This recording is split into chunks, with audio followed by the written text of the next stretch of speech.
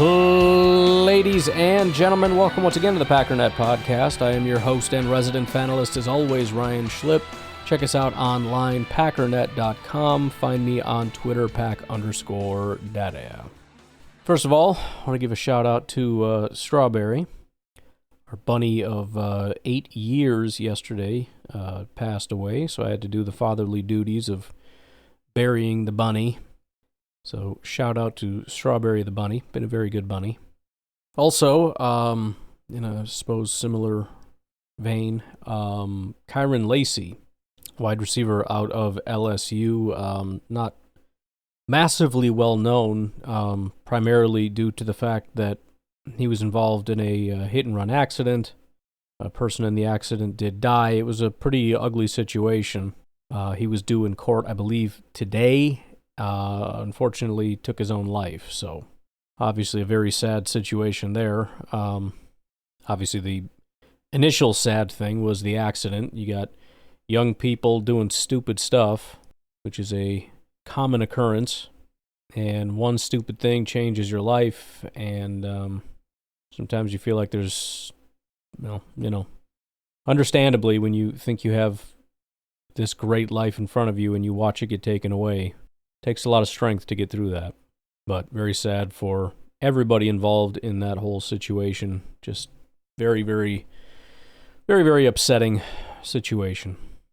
Moving off of that, not a ton of news as per usual. There's really nothing going on. Diana Rossini, all signs point to Cam Ward going number 1. Yeah, we know. Teteroa McMillan has top 30 visits with Patriots, Saints, and Cowboys. That's about it. Note from Buccaneers GM Jason Light, I think is how you say his name, says he expects there to be fewer teams trading up as they can wait until the later rounds. We kind of talked about that before. For the teams that want to trade back, good luck, because not a lot of teams want to trade up. There's just not a lot of premier talent that people want to move up for. So may end up being somewhat of a boring draft in that regard, although there's still always going to be some things. You know, you've got quarterbacks like Shedeur Sanders that are going to be enticing. You're going to have potentially some positions that are running out. You know, edge is going to start to dry up, and so maybe somebody wants to make that jump. Same could be said for corner and Jaire Barron, or wide receiver and Matthew Golden or McMillan, or whoever it is that they view as sort of the last in that top group, could always potentially lead to that. But I think the idea is, unless you're desperate for a specific position, you just wait, because there's no reason to really do that. What else we got here? Matt Miller over here at the Draft Scout, his Substack. He's got latest rumors and quarterback landing spots. Again, some of this is kind of regurgitated stuff, but talking about the presumed top 3 quarterbacks, although we just heard yesterday, I think it was yesterday, the rumors of Jalen Milroe possibly going in the first round of the Steelers. Again, I don't super buy that, but presumed top 3 quarterbacks: Cam Ward, Shedeur Sanders, Jackson Dart. Pretty well locked in. Cam Ward is the number 1 pick. Sanders, however, is divisive. Some scouts see him sliding past the top 10 due to concerns about his processing speed and durability. Others think teams like the Giants or Cowboys could pounce if he falls. I have not heard the Cowboys. I would be shocked by that. And then as far as Jackson Dart, Dart is rising fast. With visits to teams like the Browns, Raiders, and Rams fueling buzz, he could sneak into the round one's back half. Because I suppose you got to figure, not only are there teams at the back of the first that might be interested, but you got those early picks that are either missing out on quarterback or choosing not to go with Shedeur Sanders or whatever the case may be, that could jump, kind of similar to the Lamar Jackson situation, kind of jump back into the first round and grab that quarterback. As far as the running backs, Ashton Jeanty and Omarion Hampton are generating serious noise. Genty's seen as a possible top 10 pick, unusual for running backs, with some linking him to the Jets or Bears for a round 1 splash. It's weird he didn't mention the Raiders. Hampton's stock is climbing. With buzz, he's the number 2 running back due to his power. Some sources highlight teams doing extensive running back homework, suggesting a deeper class than expected. Those skeptics still call first-round running backs a trap, which is weird. I don't know why that would be the case. I don't know that first-round running backs have necessarily been a terrible decision. I think the biggest issue is even if they're great, if they hit their peak, they don't offer as much value as some other positions if they peak. But considering we're coming off a year with the running back renaissance, with the value at running back that we saw, which I think is somewhat fool's gold. It's not like the nature of football has transformed in the last year, but I'm sure some teams would fall into that trap of wanting to replicate the success of the Eagles or with Derrick Henry or whatever the case may be. I could see teams not being super shy about that. Trade-up talk is rampant, especially for quarterbacks. Again, may not be much trade-up, but quarterback would be one area with the limited amount of them. The Saints are now rumored to be eyeing leaps for Dart or Sanders, with the injury news surrounding Saints quarterback Derek Carr shaking up the NFL world on Friday night. Patriots are a wild card. Some sources say they're open to trade down for extra picks to build around Drake May. I don't buy that for a second. I don't know, man. A lot of these rumors seem weird. Are you in a position to get the top tackle in the draft and you're going to trade back to help your quarterback? The heck are you even talking about? Yeah, but we could get like a guard and a second-round wide receiver, bro. Shut up. As for some sleeper hype, Donovan Ziraku's name is spiking as a round one dark horse with his speed off the edge catching teams' eyes. I do really like him. And I have noticed his creep up into the first round, or at least close to it. Tenaroa McMillan's size has wide receiver needy squads like the Seahawks circling, though his film watching habits raised eyebrows. If you remember, I don't even know if we talked about it, but there's a video circulating of him saying he doesn't watch film. Now, a lot of people are saying that was taken out of context, but you hear that once in a while where there's like this undercover thing that gets released, and they're like, well, that was taken out of context. And it's like, what could the context possibly be? When he says, no, I don't watch film at home. It's like, well, he's saying he watches film with his teammate. Yeah, I know. No kidding. I know that he watches it with the team. So what? The point is he refuses to do it when he is not required to. Even though he probably is required to do that, he just refuses. Tyleik Williams and Walter Nolan are defensive line prospects, splitting opinions. Some see them as top 20 locks, others as round 2 value due to inconsistent motors. Then they've got the quarterback landing spots. Cam Ward, obviously, he has it down as 90% Titans. I'd say that's a little low, to be honest. Shadur Sanders, top 10, likely 2 to 6 range. 40% Saints, 30% Giants, 20% Raiders, 10% Browns/Steelers. Jackson Dart, late first, mid to mid second. Outlier buzz. A few people are pushing Dart as a top 10 dark horse, citing combine buzz. I will say this happened last year with, there being a run on quarterbacks with a bunch of guys not really expected to go as early as they did that did end up getting picked up. But he's got 30% Steelers, 25% Jets, 20% Rams, Browns round 2, 15%, others 10%. X and Blue Sky swirl with trade-up talks. Bro, nobody's talking on Blue Sky. Shut up. Forgot that was a thing. X and Blue Sky swirl with trade-up talk, but is any of it real? Giants and Jets are calling everyone for top 3 picks per an anonymous source via Blue Sky and Threads. Just coming across the wire here for me. ESPN source, Bears reached an agreement today on a 3-year, $40 million extension. That includes $31.25 million guaranteed with cornerback Kyle Fuller. Deal now makes Gordon the NFL's highest paid slot corner. Kyler Gordon. Did I say Kyle Fuller? My goodness, I am tired. Gordon's now the highest paid slot corner, contractually ties him to Chicago through the 2028 season. And then we got, I just wanted to take a peek at this. Vegas doesn't have, all the way down to the Green Bay Packers pick. I wish they would. But just so we're up on, it looks like the top 5 picks. This is hilarious. Number 1 pick, they've got over at DraftKings and FanDuel, Cam Ward minus 10,000 over at DraftKings. FanDuel is minus 20,000. Vegas Insider doesn't even allow you to bet on that. They just give you odds for kind of longer odds for different people. At number, so that's about as locked in as you'll get. At number 2, Travis Hunter right now minus 300 to 350. Abdul Carter minus 200, 225-ish. for the number 3. Number 4, Will Campbell is minus 180. Membo is plus 600 with Jalen Walker with better odds than Membo right now. So that was a short-lived little rumor with Will Campbell kind of dominating right now. And then number 5, they've got Mason Graham minus 125 with Jalen Walker plus 300, plus 550, whatever depending on the site you're looking at. First quarterback drafted, minus 20,000 for Cam Ward. First wide, and that DraftKings is the only one that even has a bet on that. First wide receiver drafted, Tetaroa McMillan is still the odds-on favorite, with Matthew Golden not super far behind. Tetaroa at between 250 and 300, and then Matthew Golden plus 170 to 200. First running back, minus 5,000 for Ashton Genty. First offensive lineman drafted, Will Campbell, about minus 200. Membo and then Banks after that are the next best odds. First tight end, Tyler Warren, between minus 600 and 1,000. Actually, DraftKings goes beyond pick 5. They've got at pick 6, and this is why I was kind of surprised, which is the Raiders pick. Ashton Genty is actually the odds-on favorite right now at minus 150, with Jalen Walker and Will Johnson second at plus 650.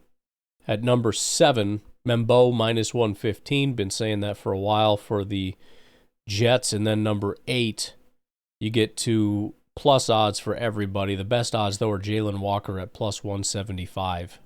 Then over at FanDuel, they have, again, you can't pick the player for the different teams, but 2025 NFL Draft position of Green Bay Packers first drafted player, defensive line / edge is plus 100, which is a little weird because it's basically 2 positions, so that would explain why it's so much higher odds. But plus 100 for defensive line / edge, plus 190 for cornerback, and then plus 700 for offensive line or wide receiver. So I would, if I had to make a bet here of all the things I listed, wide receiver would be my favorite, not because I necessarily think they're going to, but I just think there's an implicit, the Packers never do this bias that's baked into that. And I would not put offensive line and wide receiver on the same tier of likeliness. But all right, why don't we take a break? When we come back, I want to take a look at some of the more successful mock drafters, see what they've been up to this time around, see what they're saying about the Packers. Take a break, we'll be right back.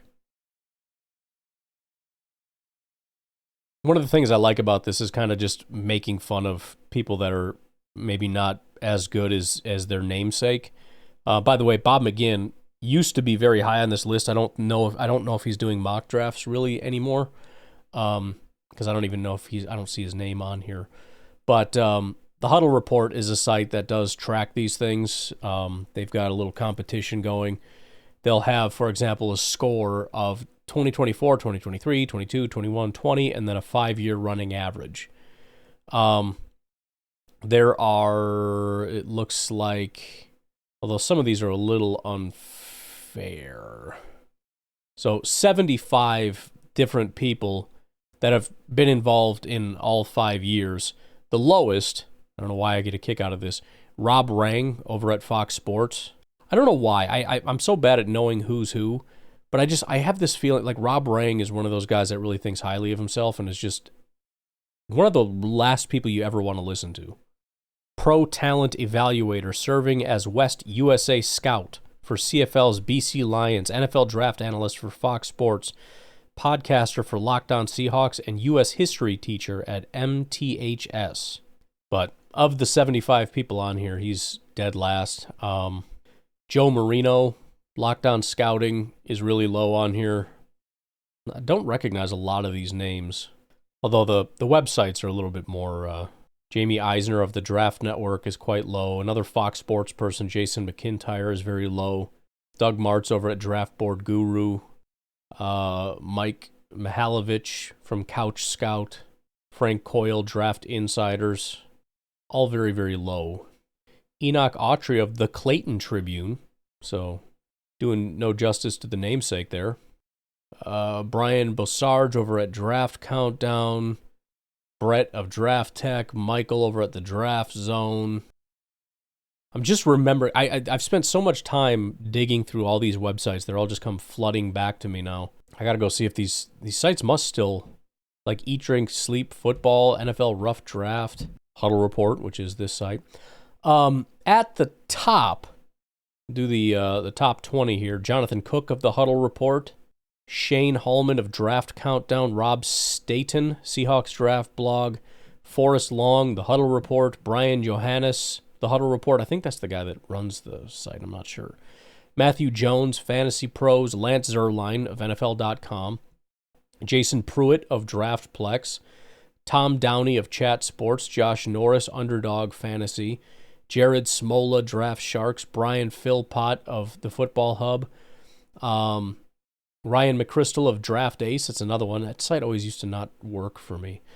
Michael Middlehurst Schwartz of USA Today, Eddie Brown, San Diego Tribune, Mike Band, Next Gen Stats, Lou Pickney of Draft King, Xavier Cromartie, Fantasy Football Metrics, Brendan Donahue, Sharp Football Analysis, and then number one is Jason Boris of Times News. And then the top mocks from last year, there's 10 of them that had a 50 or higher.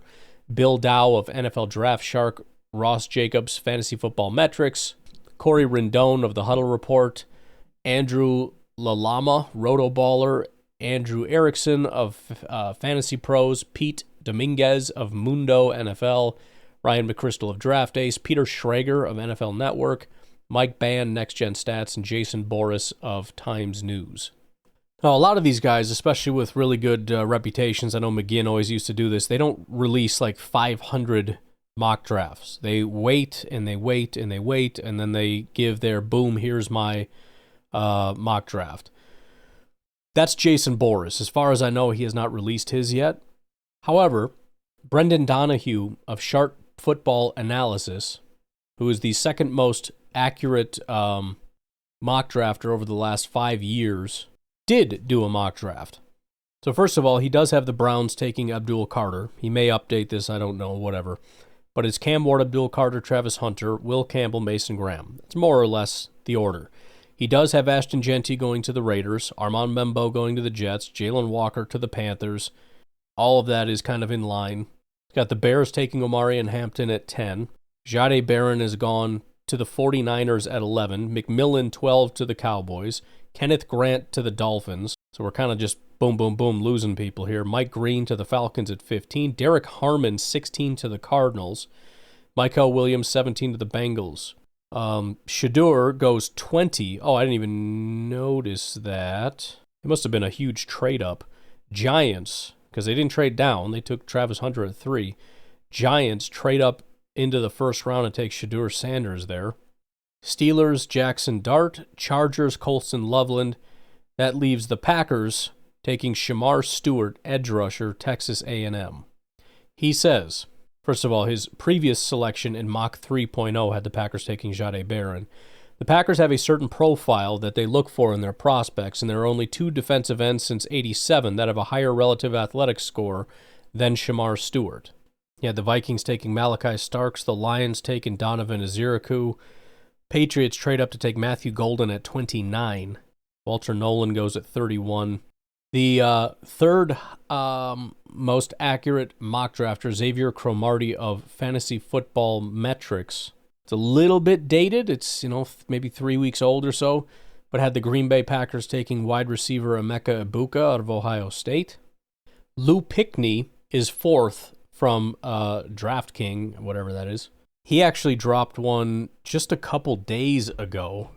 He's got it, so this is one of the more accurate guys and one of the more recent mocks. Cam Ward, Travis Hunter, Abdul Carter, Will Campbell, Mason Graham. So there you go. He also has Ashton Genty going 6. I keep reassuring myself of that because it feels like they're not going to do it. But he has Tyler Warren going to the Jets, which is interesting. And then Jalen Walker, Panthers. Shadur to the Saints. There it is. Probably going to be seeing a lot more of that now. Bears taking Membo. So, if you do have the Jets not taking him, which would be stupid, then yeah, Membo to the Bears would make sense. Then you got Will Johnson going 11, Omarion Hampton going 12 to Dallas. This is a much more favorable mock draft so far for the Packers. I'm taking it a step at a time. Calvin Banks, Colston Loveland, still good. Jihad Campbell to the Falcons is great. Michael Williams to the Cardinals, great, I don't care. Shamar Stewart to the Bengals, I'll take it. Matthew Golden goes to the Seahawks, that's the first sad one. James Pierce goes 19 to the Buccaneers, I'm good with it. Then Tataroa goes 20 to the Broncos, I'm sad. Maxwell Hairston to the Steelers at 21. Luther Burden, 22 to the Chargers. And then the Packers get Jaire Barron, cornerback out of Texas. He says a blazing fast corner like Barron would be a beneficial addition to any secondary. Edge and wide receiver are also needs for the Packers that could potentially be addressed here. It's a good thing about a draft like that. You see some come off, but like Burden, I haven't seen him before the Packers in a while. Hairston is another one. James Pierce is another one. So you know guys are falling. Only thing that would suck is on draft day, the expectation I would have is, oh man, we got the pick of the litter. We got like 5 guys I didn't expect to be here, and they're still going to end up taking someone that I didn't want. And then we'll end this experiment with number 5, Mike Band over at Next Gen Stats or NFL.com. He did his first mock draft. It's from March 20th, so it's a couple weeks old, 3 weeks old, something like that, but still worth looking. Who is the other guy? We may go find his. But anyways, and by the way, Mike Band was the second best last year. So it was Jason Boris, then Mike Band of Next Gen Stats, then Peter Schrager. Might be interesting to see what he's got going on. But Ward, then he has Abdul Carter. Again, it's a little old. Some of these rumors have kind of shifted the last couple of weeks. Still has Gentry to the Raiders, though. It's one thing that continues, just like Jalen Walker to the Panthers. But for the Green Bay Packers, Jaire Barron out of Texas.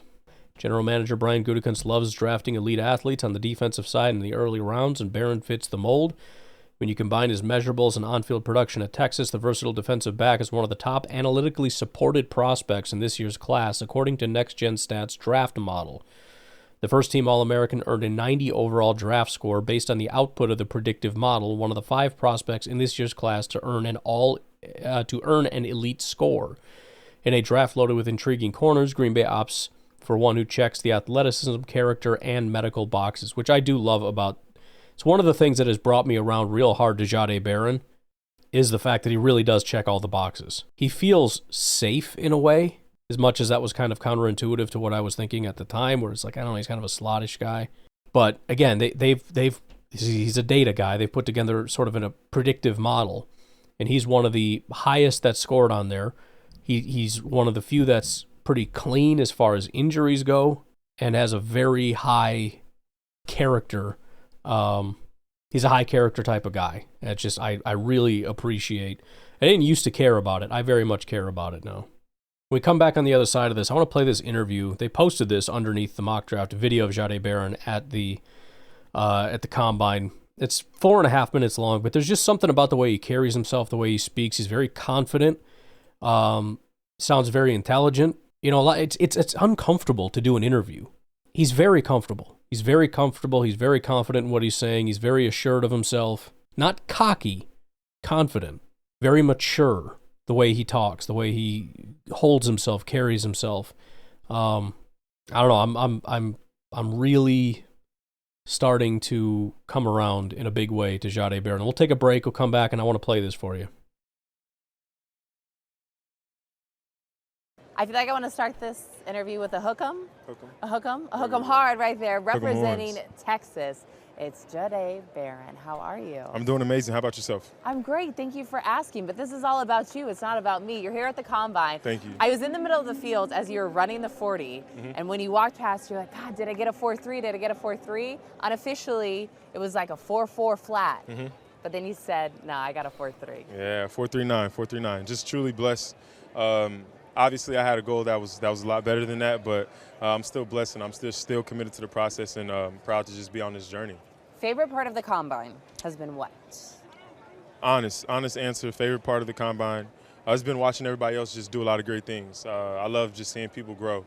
kind of training with some of these people in Dallas Exos, and some of these people hitting the things they wanted to hit, whether it was on broad jump, vertical jump, doing a lot of good things in drills or the 40. So I was very excited because I know they put a lot of work in to get up to this point as well. The brotherhood's alive here at the NFL Combine as you guys go through this process. Yeah. Looking back at your collegiate career, though, you've been incredible. The 2024 Jim Thorpe Award, you're a finalist for the Nagurski Award, you're also a consensus All-American. How have you been able to elevate your game and go out on such a high here? Honestly, it was three things. I had 3 bullet points always, and I had to remember those 3 bullet points throughout, honestly, the off. Just want to pause real quick. Do you notice how prepared he is also? When she asked the question, he immediately, 3 things. He's prepared. He's been training for this, for these interviews. I'm sure he did the same thing with the teams, which is why there's so many positive reports. He didn't just go into this casually, like whatever. He took this very seriously. He prepared these answers. He knows what he wants to say. Like I said, it's just really impressive. Season up to end of the season and just how I go through life now. It was God. Not only put my trust in God and pray when things were going good, but also had to do when things were going bad and good. I had to keep that going. And then 2, I had to always tap back into my why, which is my mother. I seen her go through a lot of things in life, just adversity, but she never quit. So that was the one thing I took from her, and I'll always take from her and never give up. And then 3, it was Inky Johnson. Inky Johnson, he changed my life. A lot of people changed my life. They've been a big part of my life, but just watching videos of Inky Johnson and just taking notes on the things that he said and the adversity he went through. Obviously, I went through different adversities than Inky Johnson, but just the maturity of him, I try to mature in that type of way and just take notes. He posts every morning at 6 o'clock. So if I've ever seen him not post at 6 o'clock, I always felt like something was up. So I always appreciate Inky Johnson for posting, doing the small things. It's always the small things. By the way, I forgot, I was going to look into this guy because I listened to Jaire Barron do an interview at the Combine. It wasn't this. It was at one of the CBS, whatever. I'll have to go back and look. But he said the same thing, and I was like, I got to check that guy out. Inky Johnson is a motivational speaker who played college football. So his football career ended in 2006 at the University of Tennessee with an injury that permanently paralyzed his right arm, and now he's a motivational speaker. Things that would change my life because it changed my life. That's incredible. Let's look at little you, though. Your aunt worked at Texas. You grew up in Austin. She worked a part of the band. And she was part of the reason you would help get tickets for the game as a little kid. How cool is it to see little you? It was amazing. And now big you and current you living out your dream. It was amazing. In this picture is my cousin. He's wearing number 7. I'm right here. I have a few pictures where I would wear 7. We would always fight over the jersey. So now I'm wearing 7 and things like that, but we would always fight over it. But we're big fans of Texas Longhorns. So I always bled burnt orange, and I just appreciate everybody being an impact in my life, especially Michael Huff, from being a mentor to a big brother, just to looking up to him when I was little and want to have the same dreams and aspirations and awards he did, and just to hit those awards and can finally look back and say I'm a UT legend. So that's been amazing. I love that you're so reflective when you talk about your journey, but I'm sure there's someone out there watching you and saying, hey, I want to be like Jaire one day. So what's your message to anyone out there who dreams the same dream? Just keep going. Be committed to the process of what you're doing without emotionally being attached to the results of what you're doing. And I had to learn that. I went through a lot of adversity, a lot of growing up I had to do. But honestly, I can thank a lot of people in my life. Old coaches, new coaches, Coach Sark, completely a game changer just in life. Not for a football aspect. The University of Texas, they produce talent and development. But honestly, first Coach Sark cares about was grades and then your character and how you went about business. He always said better the man, better the ball player. I mean, we always had 3 phases of life. It was education, and it was football, and it was your social life. And if you can have all 3 of those things and you can have them in the right direction, you'll be successful in life. So I very truly appreciate Coach Sark and a lot of people, the coaches that was on the journey at University of Texas for me. There's no questions about your character. There's also no question that you are dominant on the football field. It's so nice to meet you. Congratulations. Thank you. And best of luck ahead of the draft. Thank you so much. Thank you. So anyways, again, I just really appreciated him and just kind of hearing what people have been saying about him. All right, why don't we do this? It's getting kind of late on my end. The calls into Packernet After Dark have been less than normal. Been hanging on to 3 calls for a little bit of a while here. So why don't we just do those 3 now, and then we'll call it. So Brian with a B. Hey, Ryan. It's Ryan with a B. What's up? I'm finally getting some time to watch video on some of the draft prospects. Nice. And I started with wide receivers, and my question for you, is there a number one wide receiver in the group?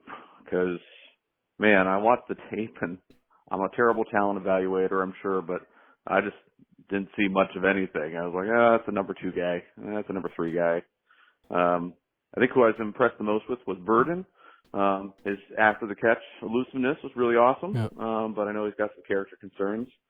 So, I don't know. What do you think? Is there a number one wide receiver in this draft class at all? And especially with Golden, can you sell me on him? Because if I didn't know he ran a 4.29, I would think he was nothing. Because, I don't know, he doesn't do a lot after the catch, doesn't have a lot of separation. I don't know. So, maybe I started off the wrong position, but this draft, I don't know.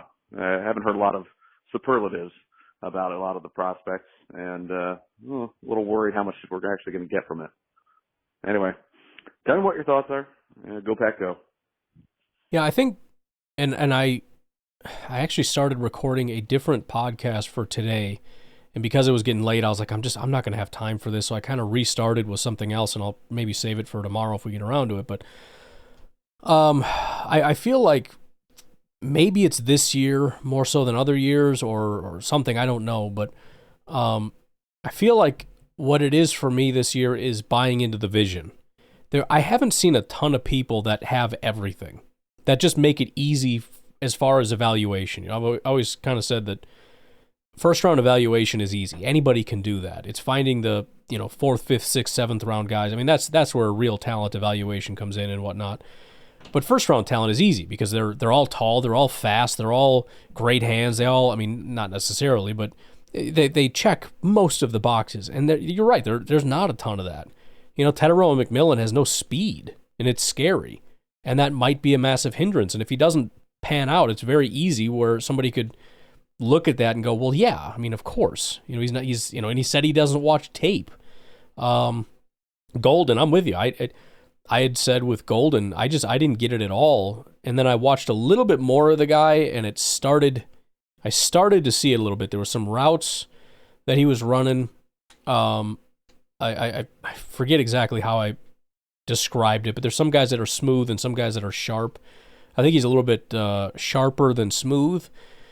And then with the speed, I was kind of surprised by how fast he was, and I started to appreciate it more because when I went back and watched him a second time, and I did make a video on it on YouTube, if you wanted to go look at it, I kind of pulled some of the highlights that I liked. At the end of the highlight video, there was 2 different games kind of mashed up. The second one is against Georgia, and at the end of that Georgia game, probably the last 5 plays or something, you see him and his ability to get off a press.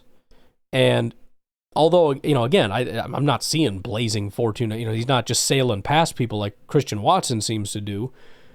But if he has that speed, which apparently he does, and he has the ability to win off the line, it's a great combination, and it's a really lethal combination. But, you got to believe in the vision. With Emeka Egbuka, I honestly, for me, the selling point is Jackson Smith and Jigba, because I didn't really see it with Jackson Smith and Jigba all that much. I was kind of with him, and then he ended up falling in the first, and I felt vindicated until he goes to Seattle and starts being a dominant force. And then you look at, guys like Jackson Smith and Jigba and guys like Amon-Ra St. Brown, and you say, that's the vision. He might not end up being that. But there's a lot of guys, Amon-Ra St. Brown went, 3rd round, 4th round? So, it's one of those where somebody's going to bust out. Maybe it's Burden, maybe it's Egbuka, maybe it's Golden, maybe it's McMillan. I don't know who it's going to be, but somebody's going to break out, and there is a vision there. It's just a matter of you got to kind of get the full picture for these guys. Kind of same with what I'm doing right now with corner, where I'm kind of looking at Amos was the guy I wanted to go back and see, and I started to get the vision for him. He's not this flashy, like top 10 flying around doing stuff, but you start to understand what it is that works, and then you start to see it over and over again, and you go, you know what, this might work. And even with Azareye'h Thomas, there's a lot that I don't like about it, but I started to understand, he's really young. He's a little bit more physical than some of the other guys. There's more to work with and mold here than maybe some of the other guys as far as upside, even if you watch him and just go, I don't see anything special here. Then you can even do that with the wide receivers going into the second round where you've got some of these like Higgins with the big body, they have that sort of upside. I'll even plug my boy Trey Harris. I think he's got that big body ability to box people out and to win on the routes and to win the 50-50 balls. And I think he does have, despite the 40 time, I've seen the speed there to be able to sail past guys at times and sell those routes to get by him. Very limited route tree because of the school he came from, but that doesn't mean he can't do those things. So that's kind of where I'm at with basically everybody in the draft. I mean, there's nobody that I look at and go, this is a slam dunk. I like McMillan, but I could absolutely see him not being good. I like Jaire Barron, but, is he just a smaller slot guy? And like Shamar Stewart, he's lacking the production. And Mike Green, I don't really know. And, Matthew Golden checks a bunch of boxes. But, yeah, you watch him and it's like, I don't know. Kenneth Grant has ridiculous athleticism for his size, but I don't really see it on the field.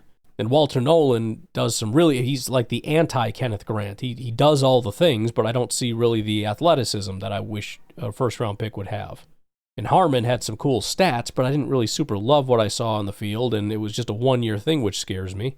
And a lot of these pass rushers are like 245, which is really small. Some of the other guys are really big, which maybe they're too big and they don't move as well. And Savone Revel, you can see, what the selling point for him is, but at the same time, he's got all the injury issues.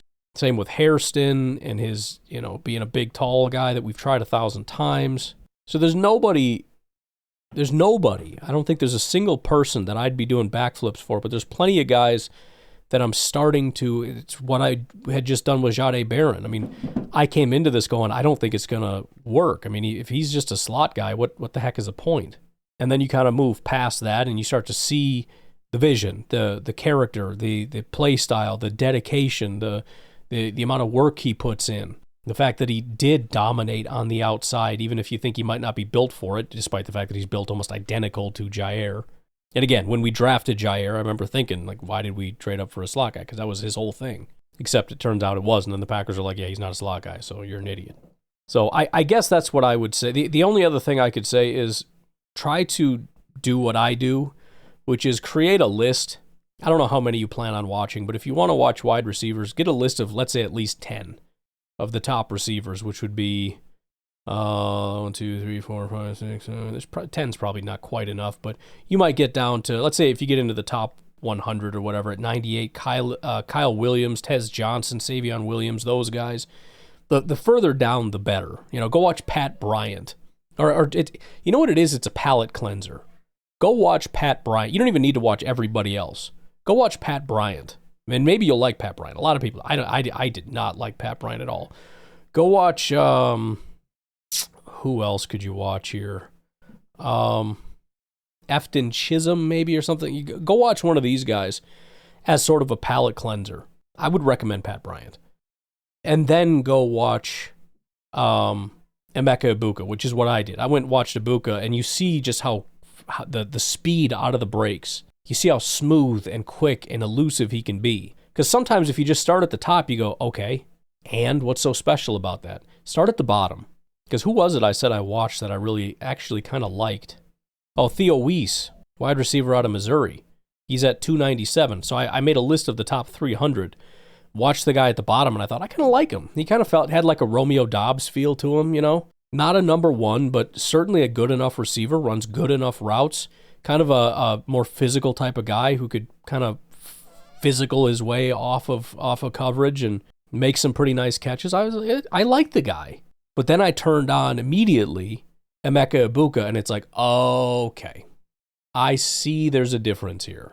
So that would be one way that I would tell people, and do that for every position. Go watch an edge rusher like who did I really not like? Go watch Ja Joyner out of Minnesota, edge rusher. That or Kyle Kennard out of South Carolina. My metric out of 10, I gave them both. They both tied at 2.5 out of 10. So go watch Ja Joyner, and then go watch Ziraku, Scorton, Jalen Walker, you'll understand and appreciate a little more. Ryan, what's up, buddy? Kyle from Madison. How you been? What's up? I'm just listening to the pod here, and you're talking about a report. I believe it was. I think you said it was Tom Pelissero. Maybe I got that wrong, but anyway, he's quoting unnamed group of GMs who have said this draft is a starter draft. I believe was the term, right? It's deep, maybe lacking superstars. I have to say, I believe people that say things about drafts before drafts less than 0% normally. Mm-hmm. However, on something where there's not really, it's not like inside information, it's not really going to gain one team leverage over another, something like this. What I hear is, and I'm just extrapolating here, I don't know anything, neither do you, probably neither does Tom Pelissero, but what I'm hearing when I hear that is the top, 20 GMs might be a little dissatisfied with the lack of an apparent superstar, or a couple of them, just from maybe a metric standpoint, I don't know. But that there's an acknowledgement that there's a lot of talent. That's what I would extrapolate from that comment, which to me, that sounds great. Sure. I get a little worried when the hype is that everybody's going to be a freaking superstar, because it's just, we know it's not going to be the case, Well, contrast it with last year. So last year, the issue was that there were only like 200 or not even like 150 draftable players in the draft. Like it was very much lacking in any form of depth. I don't remember exactly what the talk was at the top, but it sounds almost completely inverse. So yeah, this is a much better situation than to hear from GMs like there's basically 150 draftable players and that's it. Because, there's almost 300 picks to be made. So yeah, it's every reason to be encouraged by this group if that holds up. So, if that just means that GMs are communicating through the channels to some in the media, it wouldn't be the GMs, however that works, if the consensus is maybe there's just not, it's a lighter top end, but there's a lot of depth, I'm here for that. Sure. So that's the first thing. Second thing is, am I silly Yes. to have began a shift in my thinking to that I'm getting now, I'm probably like 55-45 towards Alexander returning. And I hope I'm not setting myself up here. But and I got to catch up on pods, so maybe you talked about this a little bit, but I don't know. At some point, you can have all the cap space and money in the world. If there's no one to spend it on in this particular year, then cutting him is just stupid. It's just almost like a punitive situation. It just doesn't make any sense. And yes, of course, there's injury risk there, but the ceiling's really high. And when you bring a guy like Hobbs in, I don't necessarily think that means Alexander's gone, because I don't think it's an apples for apples comparison. And he has some injury history himself. Now, you put the two of them there, and I feel suddenly a lot better about that room. But maybe you have some information there, and you can tell me if I'm crazy. To hope and have begun to thought he'll be back. Yeah, I do think you're crazy. I think the issue with the thinking, from my perspective, is that this was never about gaining cap space. Cap space is not a problem. We have more than enough cap space. The Packers would never get rid of a player just to get some extra cap space so they can do something cool in free agency. That's just not a thing that they would ever do. And they certainly wouldn't do it in this situation. The issue is Jaire doesn't want to be here anymore. And I don't know that the Packers want Jaire in Green Bay anymore. I think they've kind of reached a point where both sides are pretty well dissatisfied with each other. So I don't see any reconciliation. I don't. I mean, again, maybe as this thing carries on, they can, anything's possible. They could sit down and have a conversation and, the whole grass isn't always greener thing, where the Packers maybe don't come away with a corner, so they're maybe a little bit more flexible, and Jaire is not hearing what he wished he had heard from other places and from other teams that he maybe thought he could go to, or, whatever. Maybe there can be some, we'll have a little bit of a talk, and those talks actually end up going well, let cooler heads prevail kind of a thing. But I mean, I really think the Packers are just kind of done with him, and I think he's done with the Packers. I think there's a lot of animosity there for whatever reason. We've been given very little insight into that in terms of what specifically the problem is, but it centers around his injuries. The Packers are frustrated he can't get on the field, and Jaire is frustrated that he's not on the field. And I think I get the impression that there's a feeling, and I think this is from the players as well as from the team, as in the coaches and GM and whatnot, that maybe Jaire is not going out when he could be going out. And so I think there's potentially some frustration there, but yeah, I don't think that this is any kind of, we can get some great compensation. This is a divorce. These are two unhappy parties that are not going to continue on with their marriage, and it's just a matter of the Packers trying to squeeze some level of value out of this if they can. But I am still of the opinion that not only will there be no reconciliation, but if the Packers cannot find a trade partner of any kind, he will just be cut. That is my expectation at this point. Hey, Ryan, just thought I'd throw some information at you that I heard on ESPN just last night. All right. Mel Kiper was talking about the Green Bay. Oh, I'm sorry, I take it back. I misspoke. It was on Wilde and Tausch. They were interviewing Mel Kiper and talking about picks that Green Bay might make. And one of them that Mel Kiper brought up was Jack Besh, and his draft comparison, was it Jordy? Believe it or not, is Jordy Nelson. Yeah. So I thought that was really interesting. You don't hear it too many times when they're talking about the experts who they compare this person to. They don't bring up Green Bay Packer wide receivers very often. So, but thought that was interesting. I will say, probably my two biggest hopes for Green Bay to pick when it comes to wide receivers are Higgins from Iowa and Jack Besh from TCU. Those are my two draft crushes. So, which reminds me, we still haven't heard anything from Cullen yet, so I'm looking forward to hearing I talked to him about it. I did. Cullen's crushes are going to be, so you definitely have to do a podcast on that. I'm out. So, this is one of the things where this might be kind of, I don't know if poisoning is the right way to put it. I'm trying to remember who it is that we were talking about, but this actually happened there was a guy that was a second-round prospect that was very Jordy-esque, that a lot of Packer fans really liked and were hoping that they would pick. I don't freaking remember who it was, though. But this is kind of why it's a little unfair, but I kind of roll my eyes because it just feels like that these are guys that I don't want to say it happens every year that there is one of these guys, but I know who it was, and this was quite a few years ago. It was Alec Pierce. Alec Pierce, wide receiver out of Cincinnati back in 2022. Exact same thing as Jack Besh. I remember watching him. We all watched him. We all said he reminds me of Jordy. And he was a really popular prospect, again, second round, even kind of, big, tall, white dude with surprising speed. I mean, everything about it just wrote Jordy all over it. And it's not a knock. Alec Pierce has been a decent receiver. He ranked 39th this past year, so he kind of just fits in with everybody else in the group. He's a solid second-round pick. That'll be a solid number 2 receiver.